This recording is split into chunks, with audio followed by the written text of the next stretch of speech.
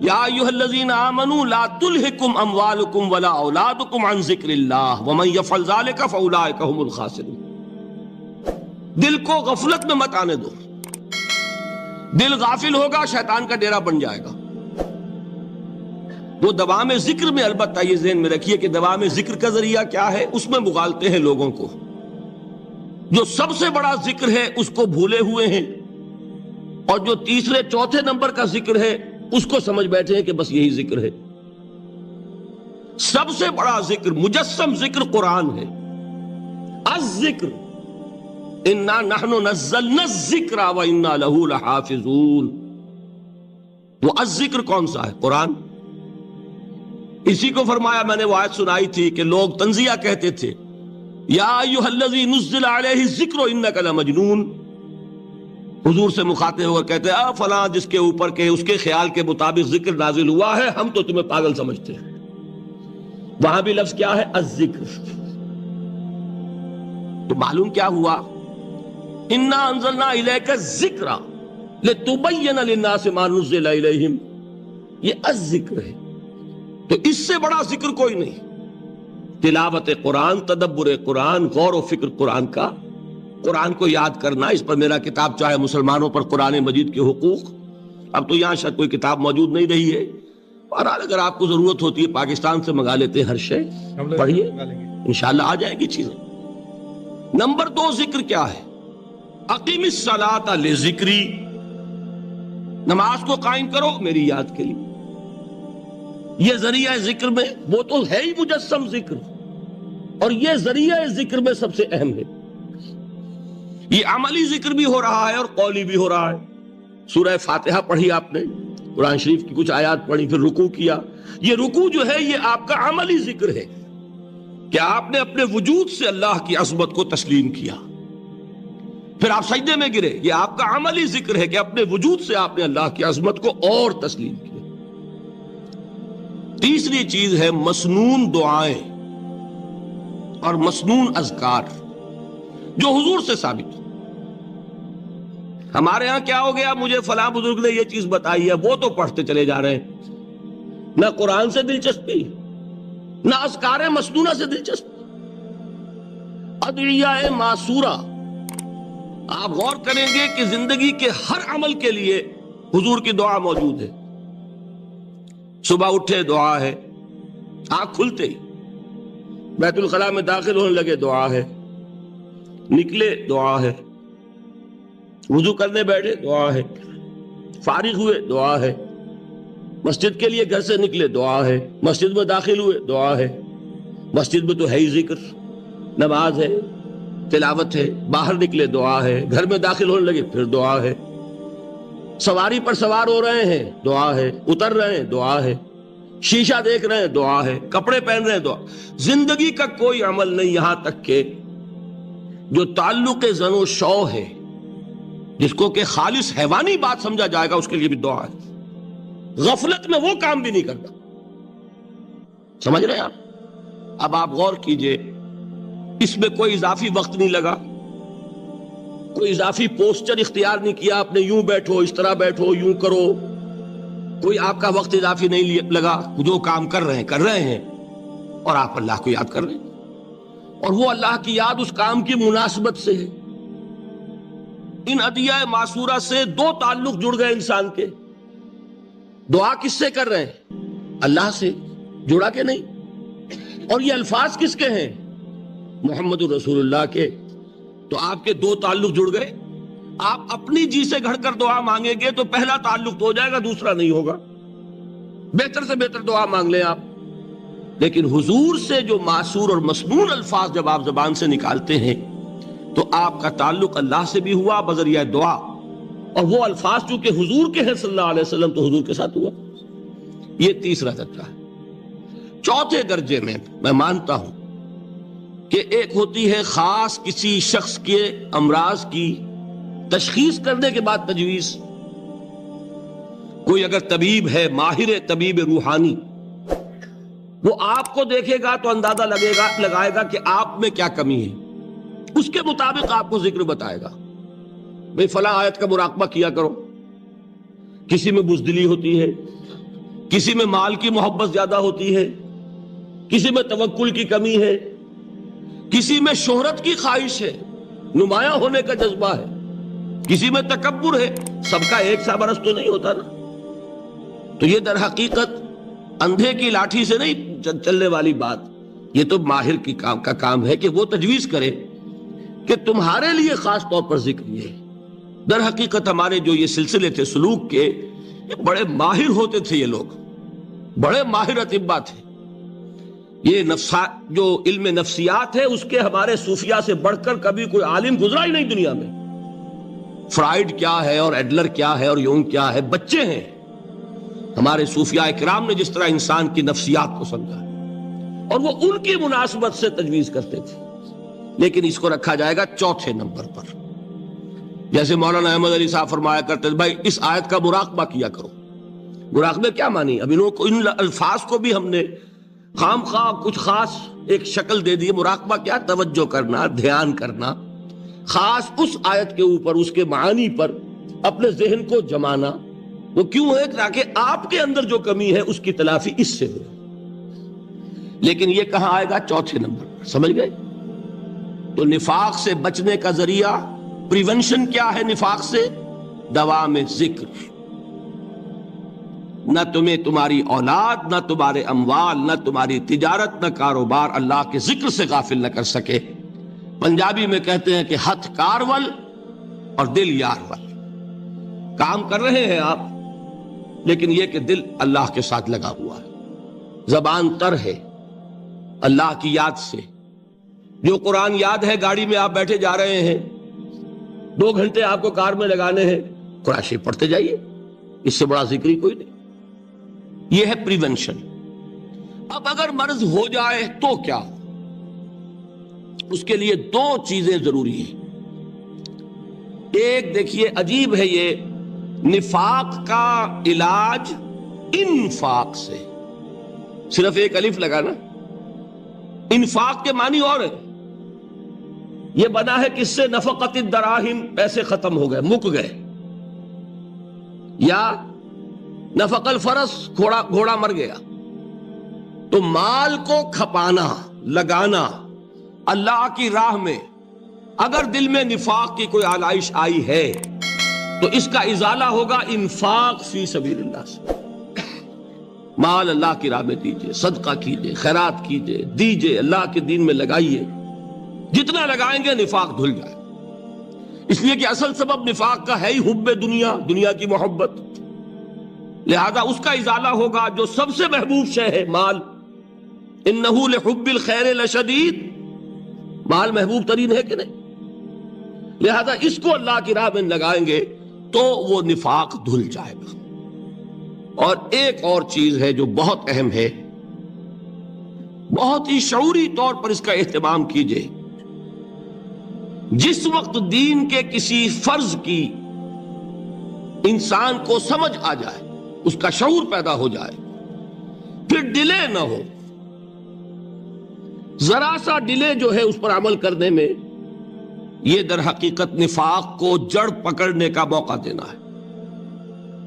Immediate action. ایک بات سمجھ میں آ گئی، فوراً عمل کرو. اس میں شیطان کیا کرتا ہے؟ ذرا ٹھہر جاؤ، ابھی دیکھو یہ فرض ہے، یہ ذمہ داریاں ہیں، یہ کرنا ہے، وہ پھر لگا دینا اپنے آپ کو.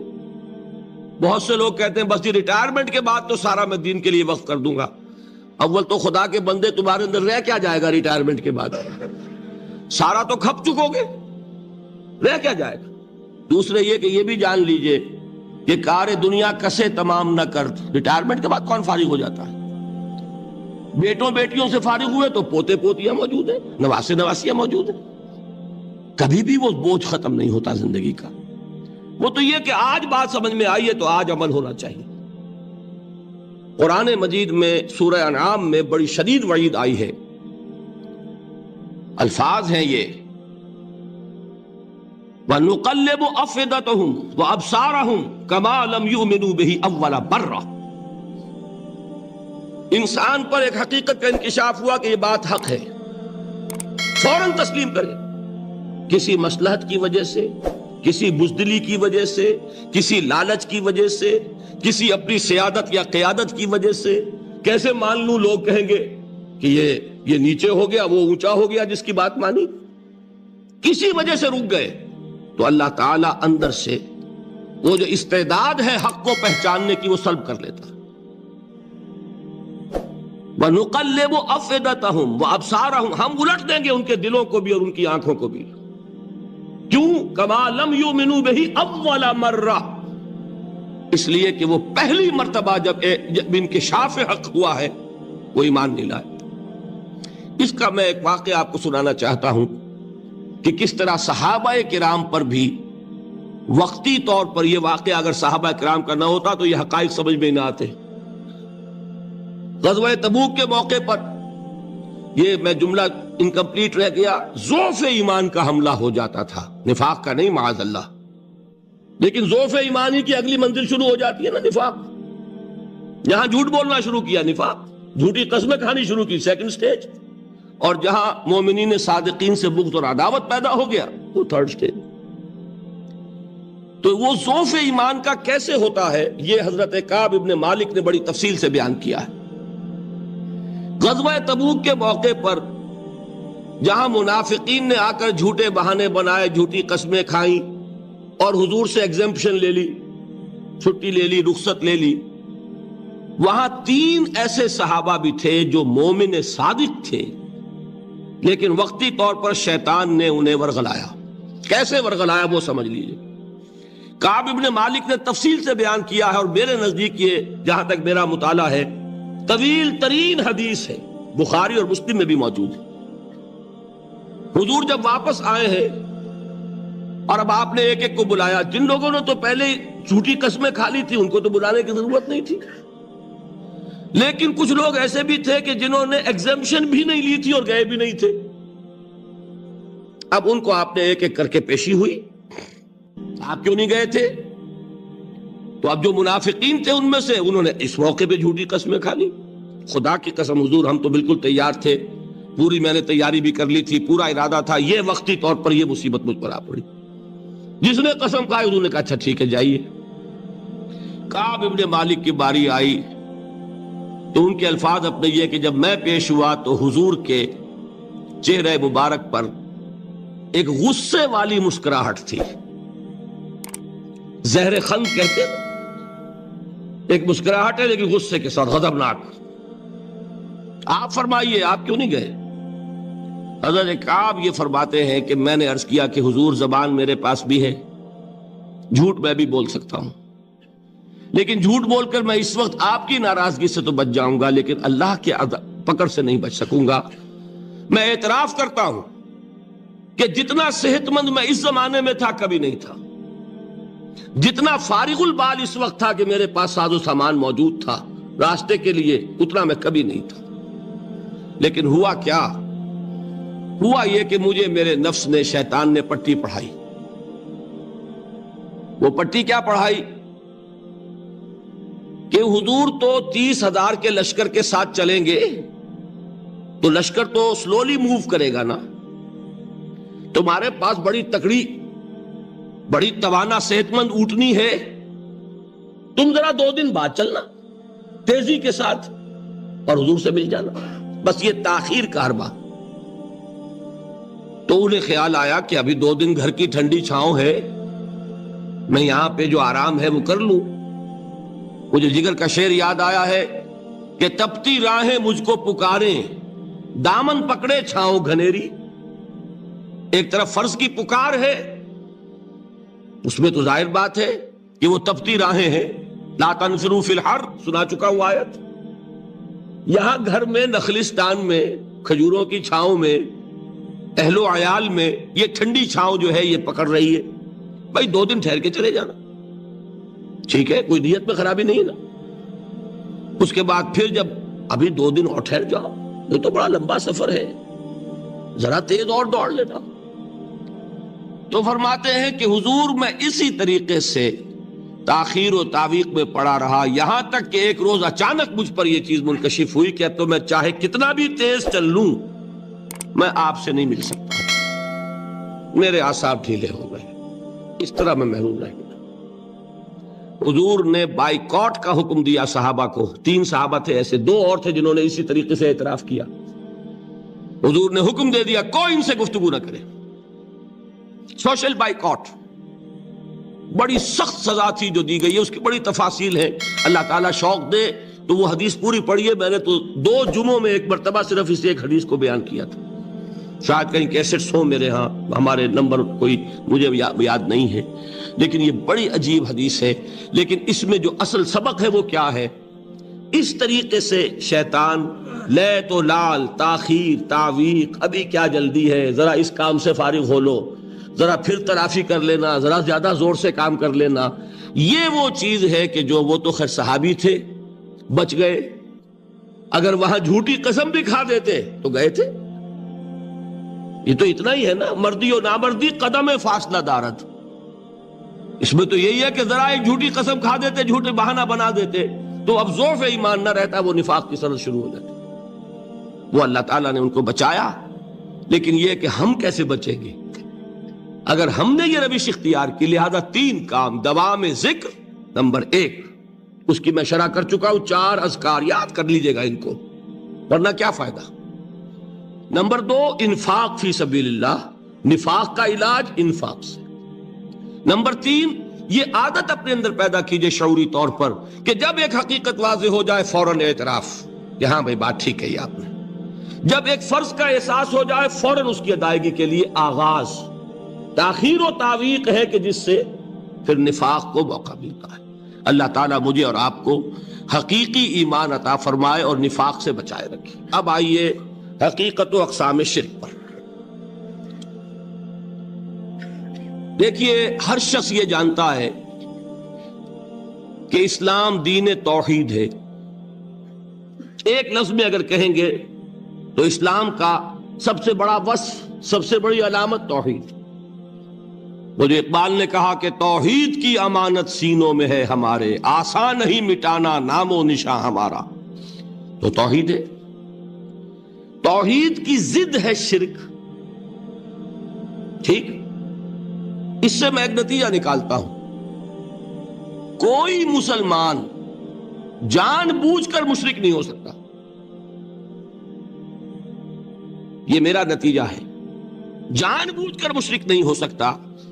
وہ شرک میں مبتلا ہوگا تو ناسمجھی میں ہوگا, نادانی میں ہوگا, وہ اسے شرک نہیں سمجھے گا. یہ ممکن نہیں ہے کہ کوئی مسلمان ہو, گیا سے گیا مسلمان, گزرا سے گزرا مسلمان, گھٹیا سے گھٹیا مسلمان, لیکن وہ شرک کو شرک سمجھتے ہوئے اس میں آلودہ ہو جائے. ہوتا کیا سمجھ میں نہیں آتا کہ شرک. تو ضرورت بہت ہے کہ ہم یہ پہچانیں کہ یہ شرک ہے کیا. دوسری بات یہ جان لیجئے, ہمارے دین میں ناقابل عفو جرم کون سا ہے؟ شرک. 2 مرتبہ بیان فرمایا گیا سورہ نساء میں صرف, ان اللہ لا یغفر ان یشرک بہ ویغفر ما دون ذلک لمن یشاء. اللہ تعالیٰ اسے تو ہرگز نہیں بخشے گا کہ اس کے ساتھ شرک کیا جائے, ہاں اس سے کم تر جس کو چاہے گا معاف فرما دے گا. نوٹ کر لیجئے, اس کی بھی اندر بھی اوپن لائسنس نہیں ہے کہ بقیہ سارے گناہ لازماً معاف کر دے گا. یہ نہیں ہے. اس سے تو آپ میں جرت پیدا ہو جائے گی, باقی سب کیے جاؤ. یہ نہیں, جس کو چاہے گا بخش دے گا, لیکن امید ضرور دلا دی کہ شرک سے کم تر کوئی گناہ ہو تو اس کے بخشش کی بغیر توبہ کے اللہ تعالیٰ نے امید دلائی. توبہ سے تو شرک بھی معاف ہو جائے گا. اس سے مراد کیا ہے؟ بغیر توبہ کے. اللہ تعالیٰ نے فرمایا کہ اور گناہوں کے بارے میں تو امید کی جا سکتی ہے, لیکن شرک کے بارے میں ہرگز نہیں. اہمیت واضح ہو گئی. مزید نمبر 3,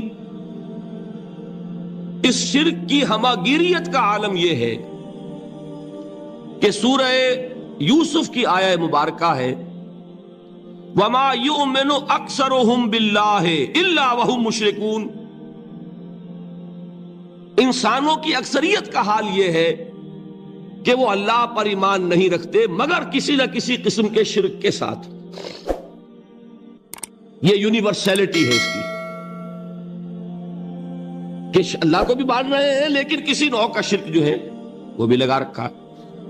وما یؤمن اکثرہم باللہ، انسانوں کی اکثریت کا حال یہ ہے کہ وہ ایمان نہیں رکھتے اللہ پر، الا وہم مشرکون، مگر یہ کہ کوئی نہ کوئی شرک بھی کرتے ہیں. چوتھی بات یہ سمجھیے کہ شرک ہر دور میں بھیس بدل کر آتا ہے. یہ ضروری نہیں ہے کہ شرک کی جو قسمیں آج سے 200 برس پہلے تھی صرف وہی آج بھی رہے. ہو سکتا ہے کہ بالکل نئی شکلیں اس شرک نے اختیار کر لی. اس سے کیا نتیجہ نکلا کہ اگر اجتہادی بصیرت نہیں ہوگی تو ہو سکتا ہے کہ ایک شخص جو ہمارے سابق علماء نے لکھ دیا کہ یہ چیز شرک، یہ چیز شرک، یہ چیز شرک، یہ چیز شرک، آج سے 500 برس پہلے کا انسان بڑے سے بڑا عالم دین اپنے زمانے کے شرک کو پہچان کر تو لکھ سکتا ہے. اس سے تو آپ بچ رہے ہیں. امام ابن تیمیہ نے اس کو شرک قرار دیا، اس کو شرک قرار دیا، اس کو شرک قرار دیا. کوئی شخص ہے جو اس سے تو بچ گیا. امام صاحب کی دی ہوئی بصیرت سے اس نے ان جو اقسام ہے شرک کی ان کو پہچان لیا. لیکن یہ عین ممکن ہے کہ آج کے شرک کو وہ نہ پہچان رہا ہو. اپنی جگہ وہ سمجھ رہا ہو اپنے آپ کو بہت بڑا موحد، جبکہ اس دور کا جو شرک ہے اس میں ملوث ہو. اس کو میں نے کہا ہے کہ اس شرک کے بارے میں بڑی اجتہادی بصیرت کی ضرورت ہے. فارسی کا ایک شعر ہے، بڑا پیارا شعر ہے، بہر رنگے کے خواہی جامہ می پوش، من انداز قدت رامی شناسم. اپنے محبوب سے کہہ رہا ہے شاعر کہ تم جس طرح کا چاہو لبادہ اوڑھ لو، میں تمہیں تمہارے قد سے پہچان لوں گا. کتنا ہی چھپا لو اپنے آپ کو، کیسے ہی لباس بدل لو، بہر رنگے کے خواہی جامہ می پوش، من انداز قدت رامی شناسم، میں تمہارے قد سے تمہیں پہچان لوں. یہ اگر بصیرت نہ ہو کہ شرک کو اس کے قد سے پہچان سکیں آپ، اس کے لیے ضرورت ہے اصولوں کی. دیکھیے جس طرح الجبرا کے اصول ہوتے ہیں، فارمولا ہے، فارمولا ہاتھ میں آ گیا، مسئلے حل کرتے چلے جا رہے ہیں، آپ اپلائی کرنے کی دیر ہے فارمولے کے. اگر آپ نے صرف گنتی کر کے کسی زمانے کے شرک وہ تو سمجھ لیے، لیکن وہ بصیرت باطنی حاصل نہیں ہوئی، اجتہادی بصیرت، وہ اصول ہاتھ میں نہیں آئے کہ جس سے آپ پہچان سکیں، تو ہو سکتا ہے کہ اس دور کے شرک کو آپ نہ پہچان سکیں. اس کے لیے ضرورت ہے کہ اصل اصول ہاتھ میں آ جائیں تاکہ اصولوں کو اپلائی کریں. ایک بات مجھ سے اور سن لیجئے، میرا اپنا یہ تاثر ہے، ہمارے دین میں خیر، بھلائی، نیکی، چاہے وہ نظریے کی ہو، علم کی ہو، عقیدے کی ہو، عمل کی ہو، اخلاق کی ہو، وہ سب کیا ہے؟ وہ توحید ہی کے شجرہ طیبہ کی شاخیں ہیں. اور شر، برائی، گمراہی، خیالات کی ہو، نظریات کی ہو، علم کی ہو، عقیدے کی ہو، عمل کی ہو، اخلاق کی ہو، سب کے ڈانڈے شرک کے شجرہ خبیثہ سے ملتے ہیں. اس شجرہ خبیثہ کے برگوبار ہے جو بھی برائی ہے، عمل کی یا علم کی، اور اس شجرہ طیبہ کے برگوبار ہے جو بھی خوبی ہے، عمل کی یا عقیدے. یہ میرا تاثر ہے. اور جب تک اس انداز میں وہ آپ کو اندرونی رشتے ظاہر نہیں ہوں گے، آپ پر منکشف نہیں ہوں گے، وہ اجتہادی بصیرت جو ہے پیدا نہیں ہو سکے گی. اب آئیے ایک اور بات دیکھیے، شرک میں اور الحاد میں کیا فرق ہے یہ بھی ہم نہیں سمجھتے. الحاد، مادہ پرستی، وہ کیا ہے؟ ایتھیزم، کسی بھی خدا کا انکار. ہمارے آج کے دور کی سب سے بڑی گمراہی یہ ہے. شرک کیا ہے؟ خداؤں کو ماننا. یہ کیا ہے؟ تھیزم ہے، لیکن پولی تھیزم ہے. توحید کیا ہے؟ مونو تھیزم ہے، ایک خدا کا ماننا. لیکن شرک کے اندر ایک اور حقیقت کو پہچان لیجئے، شرک میں ہمیشہ ٹاپ پر ایک خدا کو مانتے ہیں. باقی سارے خدا نیچے ہوتے ہیں، اوپر جا کر وہ توحید ہوگی ہمیشہ۔ کوئی مشرکانہ نظام ایسا نہیں ہے جو ٹاپ پر جا کر توحید نہ بن جائے۔ دیکھیے ہندو دیویاں دیوتا بے شمار، لیکن مہادیو وہ بھی کیا دو ہیں؟ مہادیو وہ تو ایک ہے۔ انگریزی میں گاڈز گاڈیسز، لیکن وہ چھوٹے جی سے لکھے جائیں گے، چھوٹے جی سے لکھے جانے والے gods and goddesses. Roman mythology ہو، گریک مائتھولوجی ہو، ان دیویوں دیوتاؤں کے نام ہی آپ نہیں یاد کر سکتے، لیکن گاڈ بڑے جی سے وہ ایک ہے کہ نہیں؟ ٹاپ پر جو ہے وہ ایک ہے، اس کو وہ بھی مانتے ہیں کہ اومنی پوٹنٹ، اومنیشنٹ، اومنی پریزنٹ، علی کل شیء قدیر، بکل شیء علیم، ہر جگہ موجود، وہ تو ایک ہی ہے، وہ تو کیپٹل جی سے لکھا جائے گا۔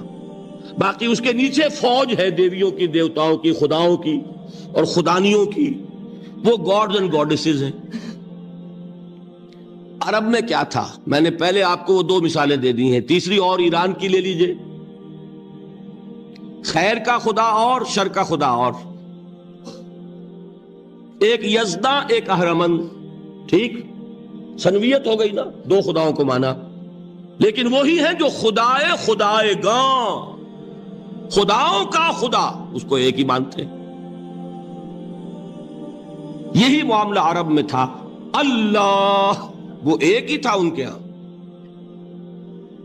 قرآن میں آتا ہے ان سے پوچھئے وَلَئِن سَأَلْتَهُم مَّن خَلَقَ السَّمَاوَاتِ وَالْأَرْضَ لَيَقُولُنَّ اللَّهُ، جب ان سے کہا جاتا ہے کہ کس نے پیدا کیا آسمان اور زمین کو، یہ فوراً کہیں گے اللہ نے۔ فَأَنَّىٰ يُؤْفَكُونَ، تو یہ ماننے کے بعد کدھر جا رہے ہیں؟ وہ کیا کہتے تھے کہ وہ بڑا اللہ تو ایک ہی ہے، لیکن چھوٹے آلہہ ہیں۔ آلہہ اور اللہ میں وہی فرق ہے جو کیپٹل جی کا گاڈ اور چھوٹے جی سے گاڈز اینڈ گاڈیسز، وہی فرق ہے کہ جو مہادیو اور دیویوں اور دیوتاؤں میں ہے، وہی وہاں تھا۔ اللہ وہ ایک اور سپریم، سب سے بالا تر، اس سے اوپر کوئی نہیں، تخلیق میں اس کا کوئی ساجی نہیں، لیکن اس نے کچھ آلہہ ہیں جنہیں کچھ اختیارات تقسیم کیے ہوئے، کچھ اس کے لاڈلی ہستیاں ہیں جو سفارش کر سکتی ہیں۔ بس یہ شرک تھا مشرکین مکہ کا۔ بات سمجھ رہے ہیں؟ اس کا جائزہ لیں گے تو آپ کو، اور جو آج شرک کی اقسام میں بیان کروں گا اس کو ہاتھ میں لیں گے تو کسی موحد کا تلاش کرنا مشکل ہو جائے گا۔ ڈھونڈ اب ان کو چراغ رخ زیبا لے کر، آج جن کا نام مسلمان ہے ان کی اکثریت کسی نہ کسی نوع کے شرک میں مبتلا ہے۔ اب آئیے اقسام شرک۔ اقسام شرک میں بھی وہی کیفیت ہے جو نفاق کے بارے میں میں نے عرض کی تھی کہ ایک تقسیم یہ ہے جو علماء نے کی ہے، ایک ہے عقیدے کا نفاق، ایک ہے عمل کا نفاق۔ اسی طرح ایک ہے عقیدے کا شرک، ایک ہے عمل کا شرک۔ عقیدے میں نہیں ہے، عمل میں ہے۔ ایک تقسیم آپ نے سنی ہوگی شرک جلی، شرک خفی، ایک ہے ننگا شرک، کھلم کھلا شرک، ایک ہے چھپا ہوا شرک جو نظر نہیں آتا۔ لیکن ایک مغالطہ اپنے دل سے نکال دیجئے، بعض لوگ شرک خفی کو شرک نہیں سمجھتے، یہ بہت بڑی غلطی ہے۔ اگر وہ شرک نہ ہوتا تو حضور اسے شرک نہ کہتے، کوئی اور لفظ، عربی زبان کا دامن جو ہے محدود نہیں ہے، پھر اس کے لیے کوئی اور لفظ اختیار فرمایا جاتا ہے۔ وہ شرک، لیکن ایک شرک ہے جلی جو نمایاں ہے، نظر آ رہا، ایک ہے شرک خفی جو نظر نہیں آ رہا۔ اور وہ کتنا خفی ہو سکتا ہے اس کی ایک مثال دی حضور نے۔ شرک خفی اتنا خفی ہو سکتا ہے، ذرا مبالغہ دیکھیے جو حضور نے بات کو سمجھانے کے لیے مثال میں جو مبالغہ اختیار فرمایا۔ ایک سیاہ اندھیری رات میں ایک سیاہ پتھر پر ایک سیاہ چونٹی کو رینگتے ہوئے دیکھنا جتنا مشکل ہے، اتنا ہی شرک خفی کا پہچاننا مشکل ہے۔ بتائیے، آپ نے فرمایا انا افصح العرب، میں عرب کا فصیح ترین انسان ہوں، اس سے آگے کوئی مثال دی جا سکتی ہے؟ اندھیری رات، تاریک رات، پتھر سیاہ، چیونٹی سیاہ، کون دیکھ سکتا؟ جتنا اس کو دیکھنا ناممکن ہے اتنا ہی شرک خفی کا پہچاننا مشکل ہے۔ گویا کہ اس سے تو اللہ ہی بچائے گا تو انسان بچے گا۔ ایک آخری بات تمہیداً اور عرض کر دوں، پھر میں چلوں گا اقسام پر۔ میری جو باتیں آپ کے سامنے آئی اس سے ایک منطقی نتیجہ نکلتا ہے، کوئی شخص اگر حقیقتاً شرک سے بچ جائے، واقعتاً شرک سے بچ جائے، ہر قسم سے بچ جائے، اس سے بھی اوپر کوئی انسان ہوگا؟ گویا کہ یہ آخری منزل ہے، یا یوں کہیے کہ جس شخص کے بارے میں اللہ تعالیٰ یہ مان لے کہ میرا یہ بندہ شرک سے بری ہے، اس سے بڑی سند کوئی ہے؟ دی ہائیسٹ ٹیسٹیمونیل، سب سے بڑی سند، سب سے بڑی تعریف جو بندے کی ہو سکتی ہے وہ کیا ہے؟ یہ مشرک نہیں۔ یہی وجہ دیکھیے آپ قرآن مجید میں حضرت ابراہیم کے ذکر میں دیکھیں گے، ابراہیم کا مقام کیا ہے؟ خلیل اللہ، ابو الانبیاء، امام الناس، تین نسبتیں ہیں، تینوں بڑی عظیم۔ اللہ کے ساتھ نسبت کیا ہے؟ خلیل، واتخذ اللہ ابراہیم خلیلا۔ ابو الانبیاء، کتنے نبی ہیں ان کی نسل میں؟